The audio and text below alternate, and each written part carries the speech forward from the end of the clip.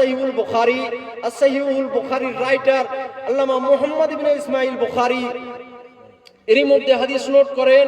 এর বিশেষ ডিটেলস হচ্ছে এর পেজ নাম্বার 186, 186 হাদিস নাম্বার 1372। এতে হযরত আয়েশা থেকে বর্ণিত হাদিস, আনা আয়েশা রাদিয়াল্লাহু তাআলা আনহা আন্না রাজুলান ক্বালা লিন নবী সাল্লাল্লাহু আলাইহি সাল্লাম ইন্না উম্মিয়া উফতুলাত নাফসাহা ওয়া আযুন্নাহা লাউ তাকাল্লামাত তাসাদ্দাকাত ফাহাল লাহা আজরুন ইন তাসাদ্দাকতু আনহা ক্বালা নাম। ये इमाम बुखारी রাদিয়াল্লাহু আনহু ইনি হাদিস নোট করেছেন। তো যে ব্যক্তি এসে নবীকে প্রশ্ন করলেন, ওই প্রশ্নকারী ব্যক্তির যিনি কোশ্চেন করলেন, ওই কোশ্চেন যিনি করলেন কিংবা প্রশ্ন করলেন, ওই ব্যক্তির নাম ইমামে বুখারী নোট করেননি। কিন্তু দ্বিতীয়ত কিংবা অন্যত্র হাদিসের মধ্যে যেরকম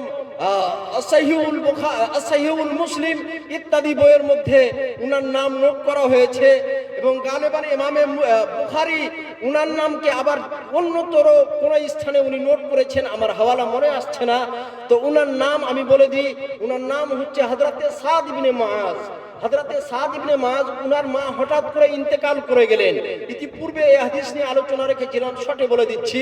আমাদের মধ্যে কেউ ইন্তেকাল করে যায়, ইন্তেকাল করে যাওয়ার পর আমরা যদি তার নামে কিছু পাঠাই, সেটা পৌঁছায় কিনা, তার কবর পর্যন্ত যাবে কিনা, তার নেকির খাতাতে এড হবে কিনা, তার নেকির খাতাতে ওটা জড়িত হবে কিনা, সে আমার মুর্দা ভাই বোন যার নামেই আমি পাঠাচ্ছি তার নামে সেটা পৌঁছাবে কিনা, তার ডিটেলসের জন্য হযরতে সাদ ইবনে মুআজ নবীর জিন্দা সাহাবী, উনি প্রশ্ন করছেন, ইয়া রাসূলুল্লাহ, আমার মা হঠাৎ করে মারা গেছেন, আমার মনের আকাঙ্ক্ষা, আমার মনোবল বলছে, আমার দৃঢ় বিশ্বাস বলছে, ইয়া রাসূলুল্লাহ, আমার ইয়াকিনে কলবি বলছে যে আমার মা যদি বেঁচে থাকতেন, একটু যদি সুযোগ পেতেন, আমি আমার মায়ের একটা সন্তান সাদ, আমার মা আমাকে ওসিয়ত করতেন, আমাকে একটু নসিহত কিংবা কিছু বলে যেতেন যে হে আমার সন্তান সাদ, তুমি তোমার মায়ের জন্য কিছু নেকি কিংবা কিছু